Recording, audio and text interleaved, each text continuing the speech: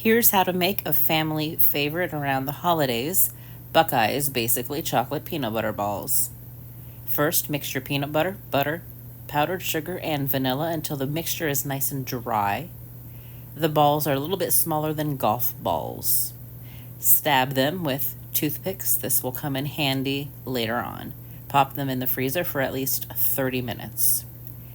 In a double boiler, mix some chocolate chocolate chips with coconut oil.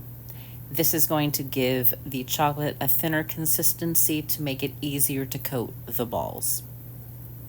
What I like to do is use that toothpick as a handle, dip the entire ball into the bowl and use a spoon to help me coat it. Alternately, you can leave the peanut butter ball outside of the chocolate and just use the spoon to spoon the mixture over. Use the back of the spoon to flatten things out. Let that chocolate drip a little bit, put it on your wax-lined pan, and fix the top with the toothpick. Refrigerate these and enjoy.